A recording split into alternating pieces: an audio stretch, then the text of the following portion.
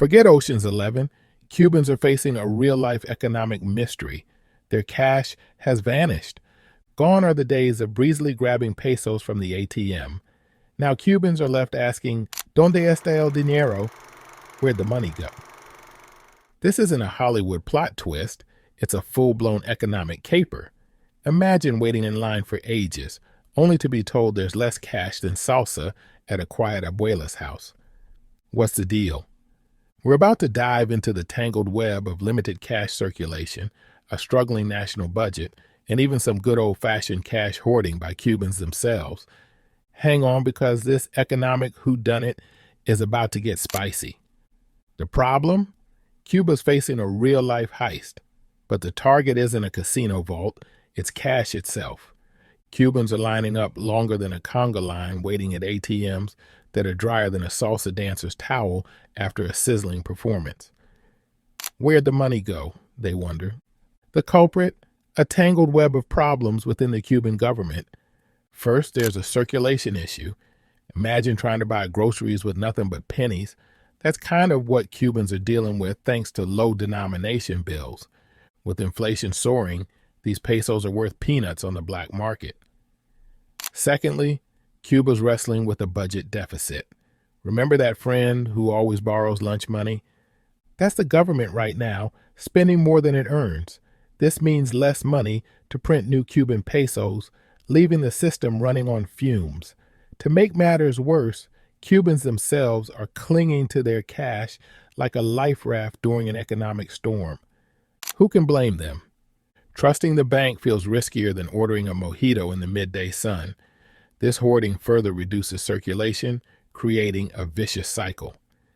Finally, Cuba's centrally planned economy lacks the flexibility of a free market.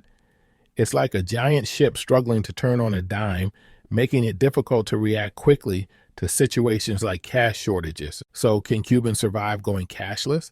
The government is pushing for a digital future, but many lack the infrastructure or simply refuse to ditch cash. It's a gamble. Can Cuba become digital fast enough to bridge the cash gap? One thing's for sure, this cash crunch is a bump in the road, not a dead end. Cubans are a resourceful bunch, and they faced challenges before. But the question remains, according to a recent survey by Apertura Cuba, a think tank focused on the island nation, over 70% of Cubans prefer using cash for everyday transactions. Can the Cuban people truly adapt to a cashless society, or will this digital push create a new set of problems? All right. We peel back the first layer of the Cuban cash caper, but there's more to this story than meets the eye. So why exactly is this happening? Based on an Associated Press news article, first, they have Cuban cash shortage because they've got a circulation problem. Imagine this. You reach 20 to buy a coffee, but all you have are those tiny pennies gathering dust in your pocket. That's kind of what Cuba's dealing with. Their biggest bills are only worth about $3 on the black market, thanks to inflation running wild. An economist might call this insufficient money supply for a growing economy. But let's be honest, who wants jargon when you can have a good analogy, right? Secondly, Cuba's been swimming in a sea of red ink. They're spending more than they're bringing in, which economists call a fiscal deficit. This deficit means less money to print new pesos and get them flowing through the system. Imagine a leaky faucet. The water, cash, keeps disappearing, and there's not enough to refill it. Finally, there's a dash of human behavior in this economic cocktail. With the economy jittery, Cubans are understandably clinging to their cash like a life raft.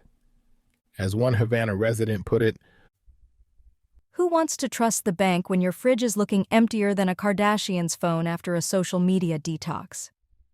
This hoarding, while understandable, just makes the problem worse. It's like everyone taking all the monopoly money out of the game. There's not enough left to actually play.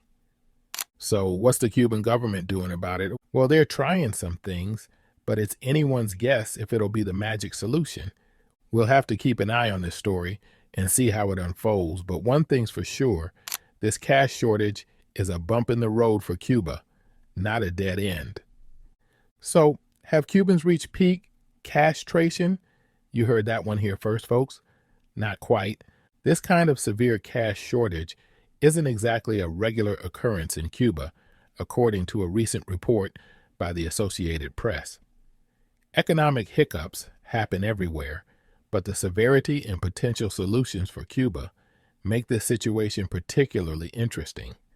The big question in everyone's mind, how long will this shortage last? The answer, comrades, is a bit of a cliffhanger.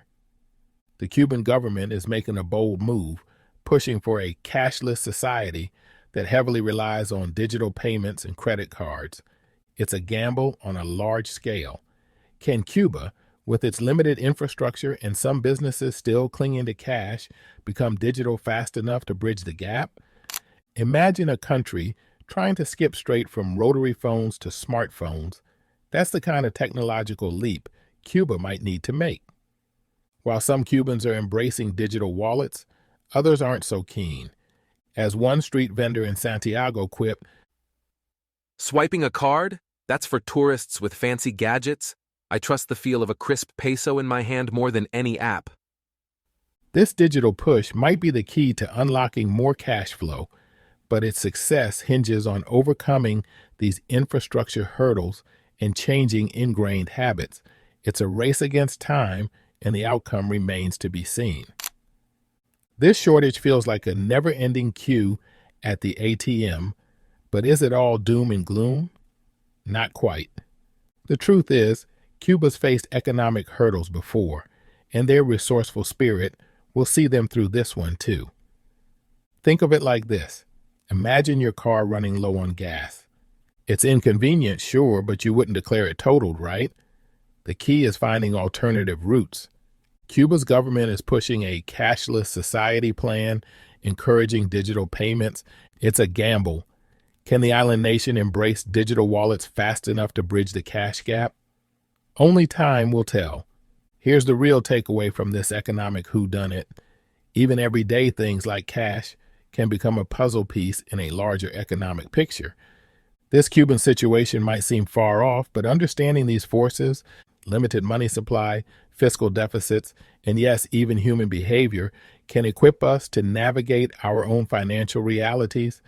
So how do we solve this Cuban caper? The government's big bet is going digital. They're pushing for a cashless society with credit cards and online payments.